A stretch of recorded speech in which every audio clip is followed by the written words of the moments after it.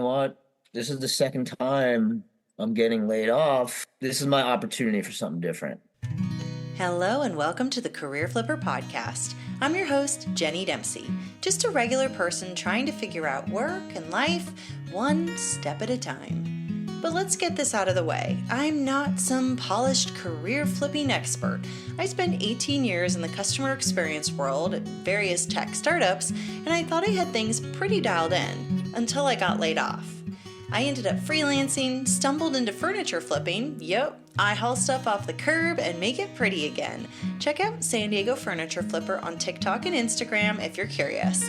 And then one night, after a very random dream, I decided to start this podcast. But why? Well, I'm learning that career changes are weird, overwhelming, lonely.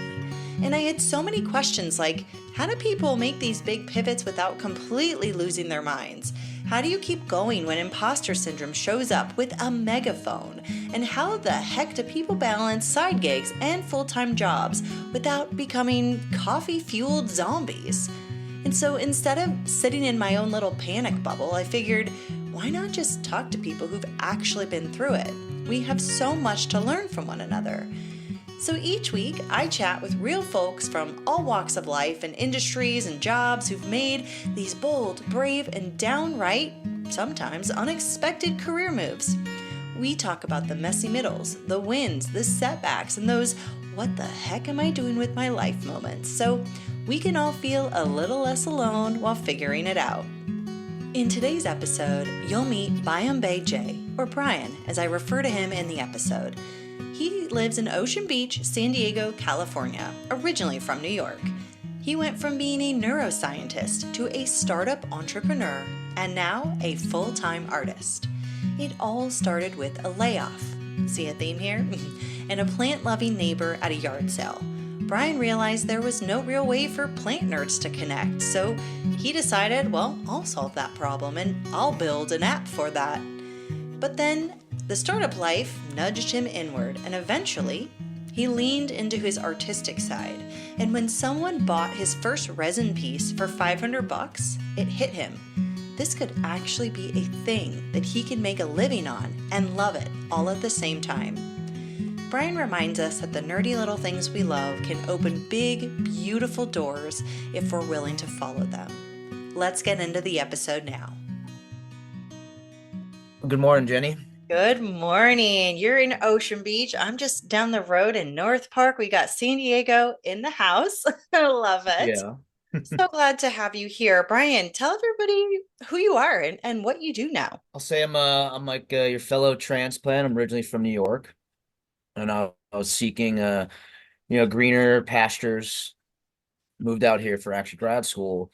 But currently, I am focused on turning another passion of mine into sort of career path, and that is focused on creating art, specifically two main mediums I work with, resin art and wire sculpture. The last couple months, I've found myself actually getting referred to some friends for transforming their wedding bouquets into the style of art I've been doing, which is combining kelp.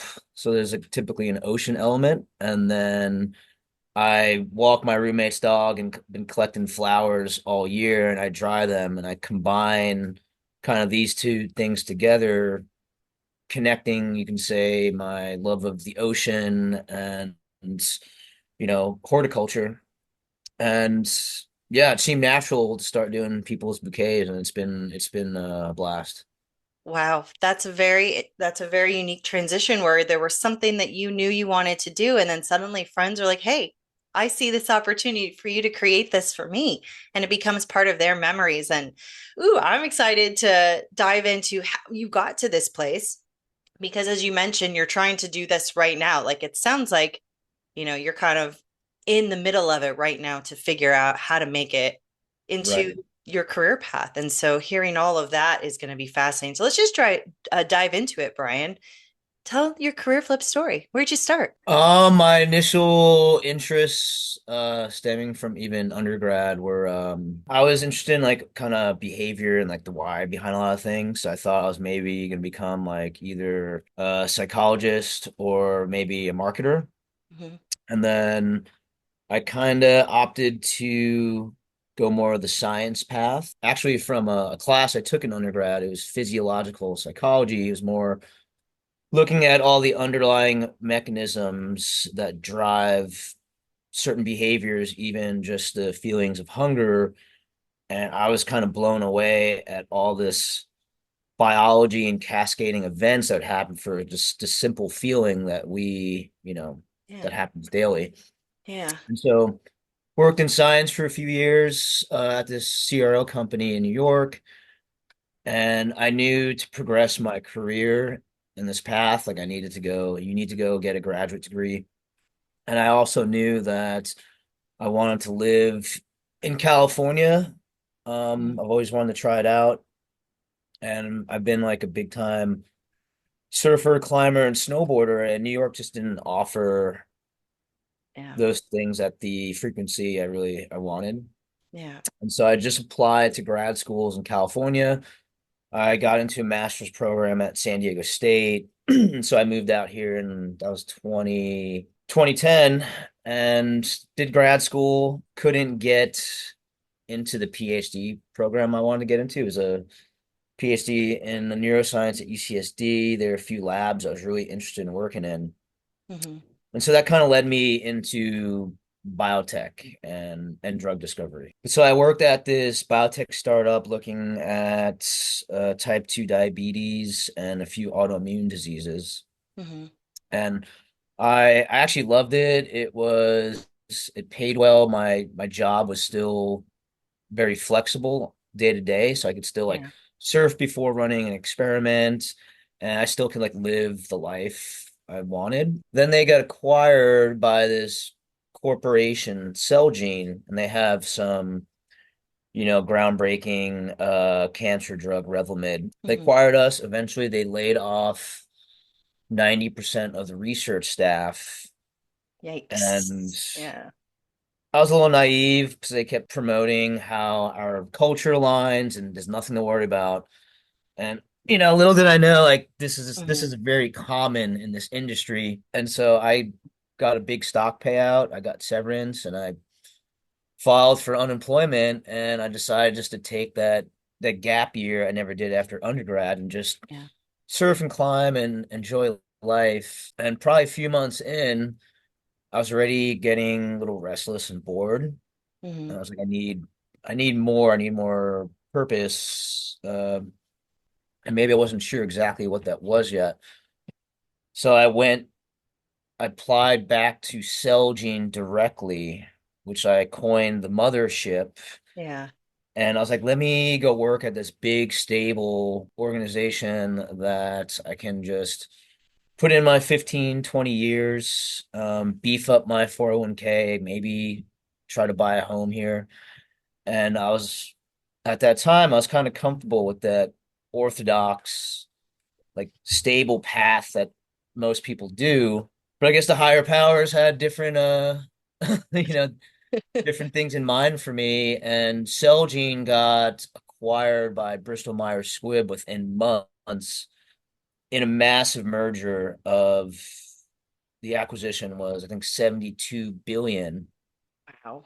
Yeah. And now I was aware of this process. I started looking for jobs right away, and Hmm. it just felt empty. And I kind of understood the goals of these companies. So they're not trying to build this groundbreaking diagnostic platform or like this cure for this disease. I mean, there's passionate people, especially on the research side, but Hmm. overall, it's a business, and a lot of these companies just want to get acquired. And I was like, I'm just going to keep going through this really jarring process. So I filed for unemployment again. I was like, I'm just going to ride it out and give myself proper time to just reflect, really just sit with everything that transpired and try to understand really what I want to do.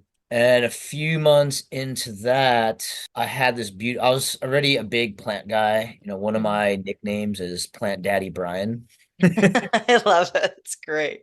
And like, yeah, I had my every house I've been, I decked out with plants. It's kind of like just really changed the whole atmosphere. Yeah, I love And plants. one time going surfing, I was like biking down my alley. I had like my wetsuit on, my board, and I stopped by a garage sale. Yeah, And I just moved into a new house in OB, and I stopped and I asked a woman if I could set some things aside. I was like, "Hey, I live right there up the yeah. corner. I'll come back with money." And when I returned, I brought this rubber plant I propagated just kind of as like a neighborly gift. Mm-hmm. And she flipped out. She's like, "Oh my God, I'm such a big plant person. I don't have that one. Thank you so much. Yeah. Why don't you come take the plant tour in my garden and you can like pick some stuff out?" And I was like, I was stoked too. But the interaction that followed, it wasn't necessarily it wasn't like this transaction. It was like this beautiful encounter with a neighbor, and she just Mm-hmm. showed me all the species in her garden. She told me her life story. After our meeting, I was walking home with my new plants, and I was like, "Oh man, like that was so cool. There's people just like me, these plants like enthusiasts just in OB. I'm gonna go download the app for this to go find more like-minded plant nerds in my time." Yes. What app is this? So I get home and I was searching for this app, this platform, like to connect me with other Yeah. plant people. And it turns out, after a couple days in of like frivolous searching, that it doesn't exist yet. Oh, okay. So early in the year, I saw these interesting signals and this was 2019, like Okay. pre-pandemic. Okay. I saw all these people making dedicated plant Instagram accounts for their plants as if they were, some their pets. Yeah. And that's like a very unique behavior. Someone's so proud of these plants to make a whole dedicated Instagram handle for them. So I Mhm. put those two things together and I started doing research. And like what I saw was like this kind of rapidly growing plant market where people weren't going to their local nursery anymore. They were actually buying plants online and like shipping plants. Mhm. And then they were really proud of them. Like putting them online, saying that they're their plant babies. Yeah. And that's when it kind of clicked. And I was like, "You know what? I'm not working." I was kind of getting over the science path because I wasn't truly doing what I initially wanted, which was understanding, Hmm. the brain, discovering, Right. that's to me the biggest mystery in our life. Yeah. And I was like, "You know what? I'm gonna give it a go. Let's see if I can do this." And I asked around to so many friends about this idea, and it was extremely validated by almost every single person I talked to. And I was like, "You know what? Why not give this a go?" I did the initial branding, core ideas, core features, which I thought would be useful. And then my next step was to find basically someone that knew the tech side. Like I Hmm. didn't know much, but I Yeah. knew that I didn't want to code myself, be behind a computer. Yeah. I didn't want to outsource it because I just knew like things had to happen rapidly. We couldn't have bugs like not be fixed for like even like a day could be detrimental.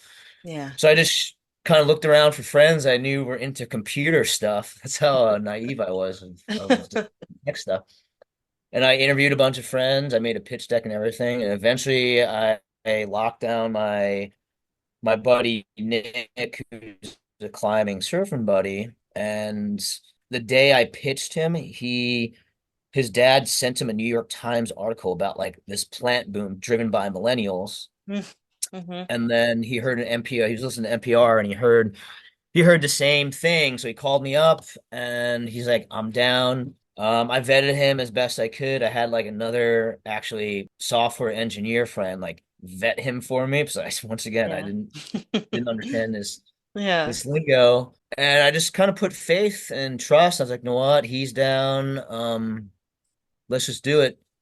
We started working on it December 2019. Then the pandemic happened, and then we both were. Then he got laid off for a few months, and within that time, we cranked out an MVP, launched it. I think it was June of 2020, Oh, and yeah. that kind of defined the next 4 or 5 years of my life, just trying to figure stuff out, having no clue what I was doing.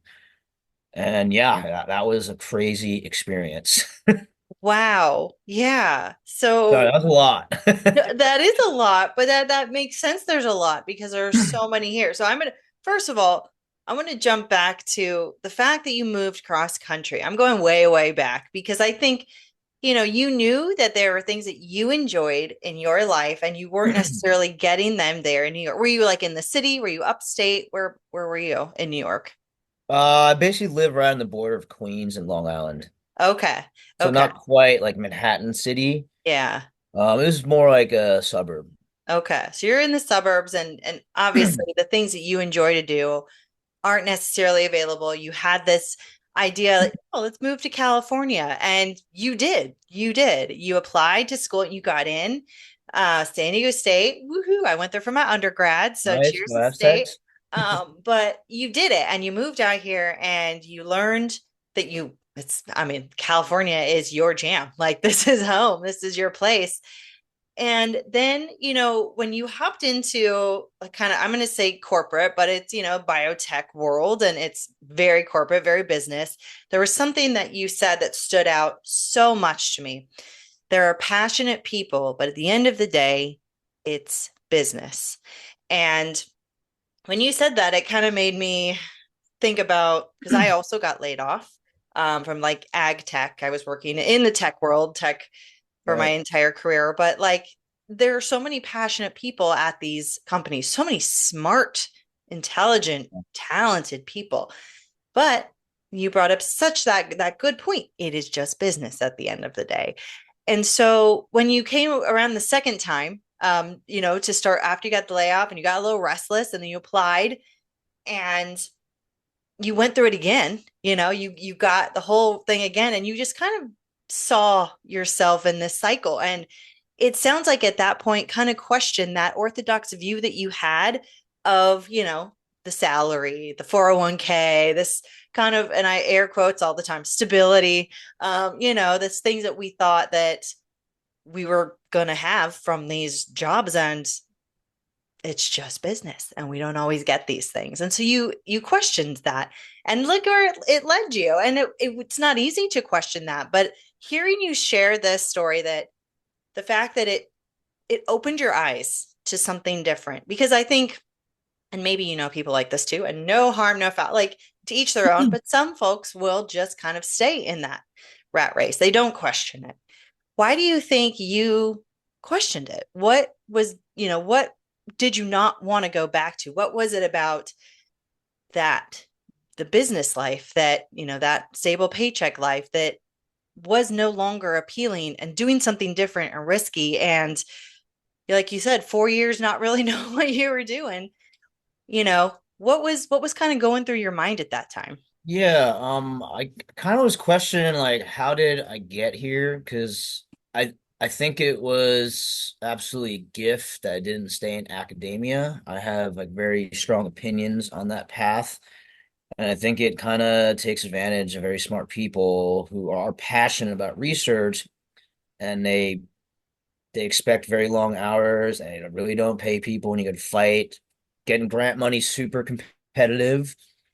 And I was like, thank you. I did not get into a PhD program, so I've been way deeper. I still valued that discovery process, but it wasn't investigating the questions I really cared about. It just kind of got soul sucking, and I just wasn't really even say good scientist. I was good at asking questions and seeing the right things and tying things together, but like as a bench scientist, I was terrible.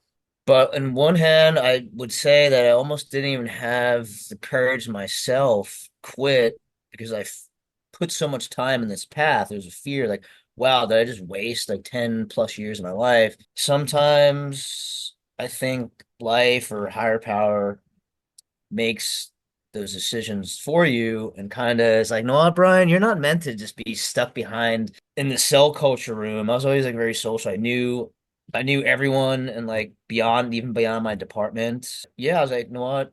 This is the second time I'm getting laid off. This is my opportunity for something different. And then I just knew that I needed time, full like freedom to find that and not just jump. I was fortunate to not have to worry about money, but I knew I needed time and like almost like sabbatical in between to give opportunity for that next thing. Yeah. And that happened with that beautiful interaction I had with a neighbor, and that led to me starting a marketplace tech platform and raising investor money, getting into a top global accelerator, Techstars, Yeah, and that's really huge. learning so much about business. And the cool thing was like, especially in hindsight, like my business sense was so true and it felt so intuitive and natural. And I would have never learned this if I didn't get laid off a bunch of times and take that scary leap, essentially experiment with my own life to be like, hey, you don't know unless you try. And if you try and don't like it or fail, you can always return to what you're doing, the status quo. But that just seemed so like I would rather do anything else than return taking that like step back. Yeah. Oof, that resonates so much with me.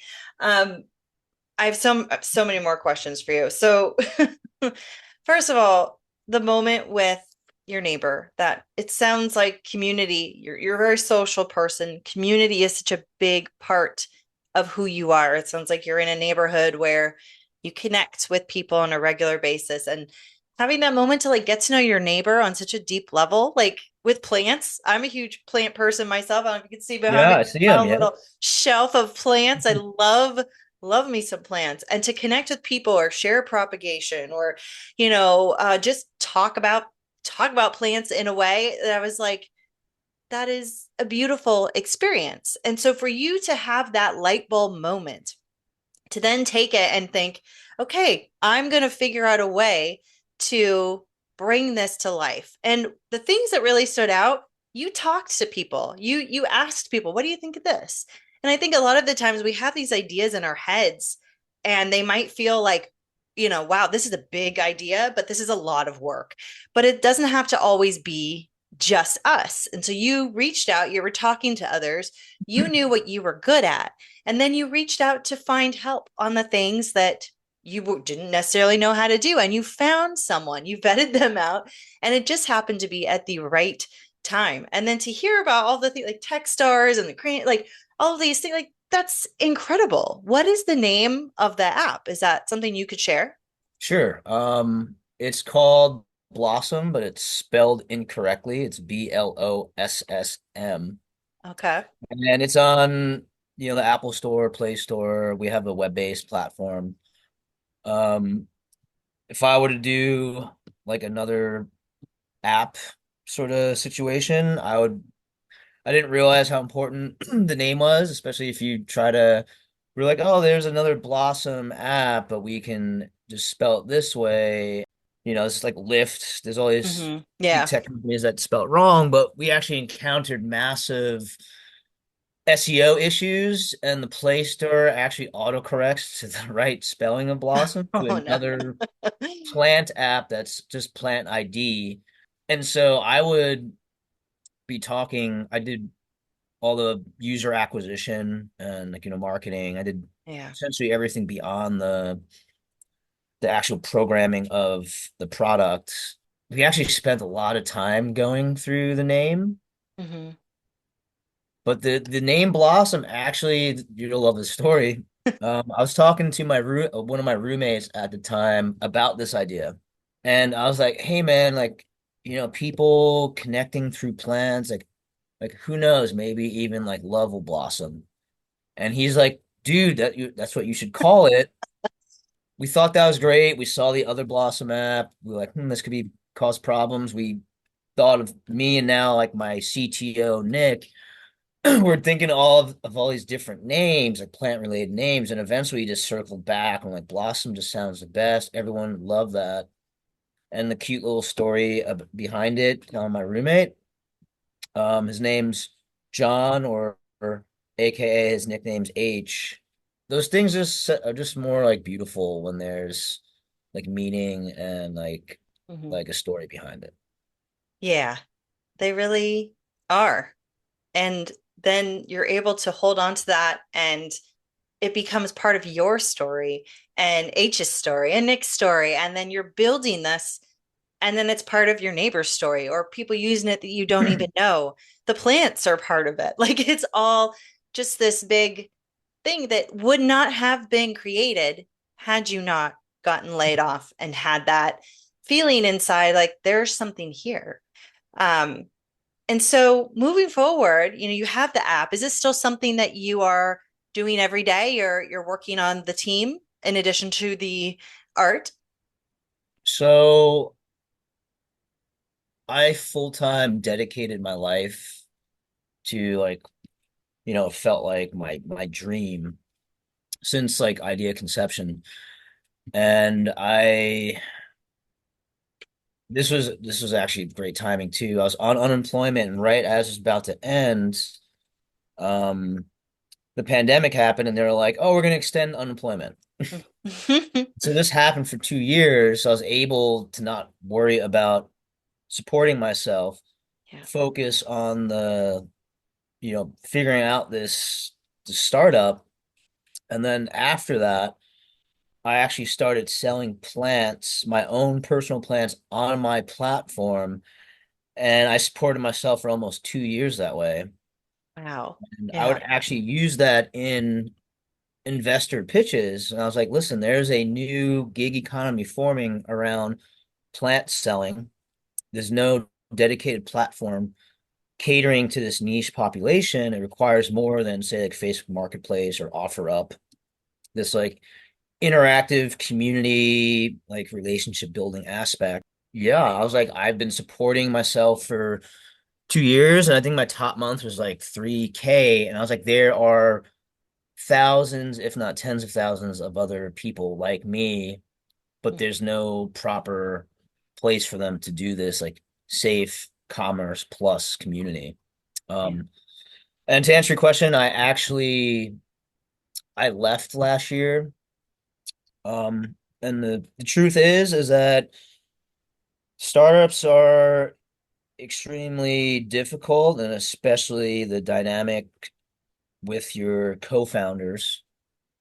And I was weary of this even from the beginning, doing starting a business with friends, and ultimately I just fought it out for a long time. Then after Techstars, there was very misalignment on the product roadmap, the future of the company, and became essentially like it felt like to me like a three versus one. I felt like I was getting pressured out, but also like the whole path of the company shifted and no longer became my dream. And nor did I think they were doing or wanted to go in the right direction. Didn't seem like sustainable in a business sense. It wasn't catering to the user base appropriately. Like I was the plant expert. I was so deep in the mind of the user, of the plant person, of our demo, our target audience, Mhm. which is absolutely critical for any business. And there's the rest of the team I felt was just so disconnected from that. And then they're not listening to me. And it wasn't based on like, this is what Brian thinks. Mhm. This is what Brian thinks, plus all the market research I've been doing and all the user interviews, and also just sometimes like, my intuition. And you have to take risks when you're a four-man startup and you have bigger, well-funded competitors now in play, copying you. Like this was flattering, but we Yeah. had Right, right. competitor Plant Story was just stealing, branding, copying, email templates, ambassador program, poaching users. It was kind of cool, but also, it adds a new layer of urgency where we were just moving at our own pace. Now, like we have to move faster. Not only are they a direct competitor, they have more money and resources, and they're copying.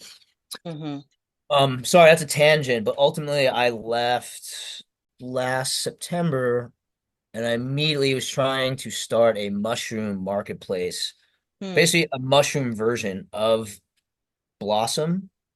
And I just knew we needed to raise a proper seed round, we needed to expand our market. And, I was like, let's incorporate other passionate aligned communities like the plant ones. And I felt like that's mushroom people, that's art people. Right. That got shut down by the rest of the team. So I was like, no, I'm going to do this myself. Got another CTO. We started working on it. Kind of what happens, we had another stalemate with the product. I realized I was making the same massive mistake I did with Blossom, sort of like how you choose your team. And then I was like, maybe this is like my rebound company. And I was like, I'm like, just all my mentors and stuff recommended like take time off. You Yeah. grinded for 4 years. You need to reflect and refresh your mind and body.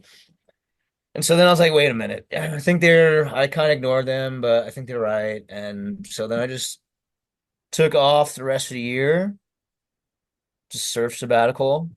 And then now this year I've been making art for probably six or so years, but I never really promoted it, never shared it on social media. I just Yeah.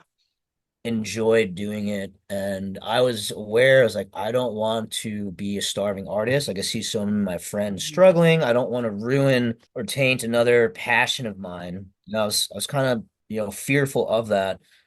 And lo and behold, a couple months in, I start sharing my process and, just showing off my resin stuff. One guy, an acquaintance, like hits me up and he's like, "Hey man, your stuff's great. Like, are you selling these?" And I'm like, "Well, I haven't been working for a few months. Maybe I should sell him one." I was like, "I think this is worth $500." He's like, "Done. I want it." And so Ooh, my first piece sold was $500. And what I saw was someone so excited for it. He hung it up above his keyboard, which is like, he's like, "I have the yes. perfect place for it." And I kind of was getting the same feelings I was getting with Blossom. So I had so many interactions with users, many became friends. Yeah. And I was like, oh man, I was able to create something that had such a positive impact on somebody else that's very meaningful and special to them. And Hmm. that's kind of why I just said, fuck it. Let's try the art thing, but not go too deep into business mode. Like just keep it fun still. So yeah, I just committed to that. And I did like my first art show like a few weeks after.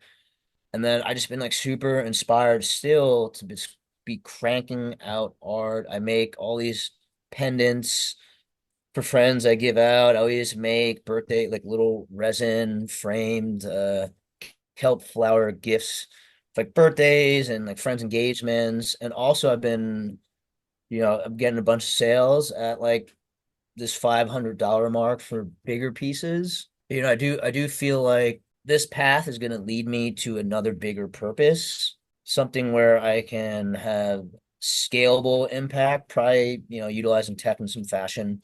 It's been really enjoyable, like learning, connecting with all these other artists, musicians. I haven't been burnt out making art yet. Still loving it, enjoying it. Really consistently reinforced by when I give art to people or I see people checking it out. Like people just get so excited and stoked, and everyone once again is like loving it. And I'm like, just listening to my gut and body. Been focusing a lot of growth and stuff this year, and your body doesn't really lie. So just trust your gut and intuition, and it's telling me to keep doing this. I think that's important insight because sometimes we feel that and we question it or we think it's wrong, or we think, no, no, no, I can't do that. Who am I to do that? But it doesn't lie. It is really there to guide us. And also sometimes, like what you said, sometimes universe, higher power, whatever it is, like we'll make sure we get where we need to go, because Yeah. if we're not listening to that, it will make sure that we still get to that path because because that's where we're supposed to be.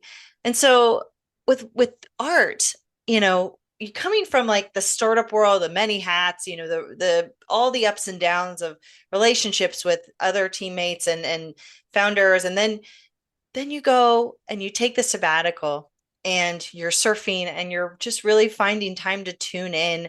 And then you kind of just naturally again fall into the next kind of phase of your flip, so to say. And but the thing that pops in my mind is because I do furniture restoration and makeovers, and it's very much a personal art, like it's my way of creating art. And sometimes when I take on too much, sometimes I lose this kind of spark and I have to kind of dial back a little bit. And I'm still finding my balance. And I'm wondering if you're kind of navigating that at all with art as you kind of shifted into a business. Do you find that there's anything that's like, ooh, this doesn't feel right to do art in this way? I want to stay in this path as opposed to just going full force into business mode again. Yeah, I told myself I'm not gonna go into that deep business mode until say next year. Hmm. And I was like, I'm gonna feel this out and make sure so the last 2 months were actually very busy. I was having a bunch of wedding bouquets. I did a couple friends wanted flowers from like memorial services, also like preserved, and a bunch of commissioned pieces. And it was actually exciting. And I like staying busy. I don't loaf around or just hang out. I'm always doing something, and maybe that's a coping mechanism or something. I don't. But yeah, I like staying busy, so I haven't gotten like burnt out. And I'm next year, I think I'll like reflect and reassess everything and be like, all right, who's my true target? Mhm. Draft up a business strategy, because right now all I'm doing is just simple Instagram, just Yeah. uploading my stuff to like a central place that people can use as a reference, people can see. Pressed flowers, Mhm. they do, they'll take your bouquet and put it in resin blocks, but they're not making it into this very unique personalized art that I try to make very meaningful to them. I ask them questions, get to know them, and see if I can like integrate that into the art piece. But it was the first time where I had like set materials to work with. So Mhm. I have probably like 1,000 flowers at my house. I have stacks of kelp and algae like all over the garage. I'm sure my roommates getting sick of it. Yeah. Um, but I did have a short stint of maybe like a roadblock where I was like, oh wait, I have to produce the same level and style of art I've been doing, but only this set bouquet. But actually, I was like, all right, just sometimes I actually give this advice to people, and I'm like, oh, they must think it sounds so dumb. They're probably like, Brian, this is like patronizing. But sometimes you're just like, hey man, you just got to go do it. And in doing so, like during that process, things become clearer, like something pops up. And I found that very important for the art I'm doing. Sometimes I just start doing and then the ideas come. They're not always like preconceived ideas.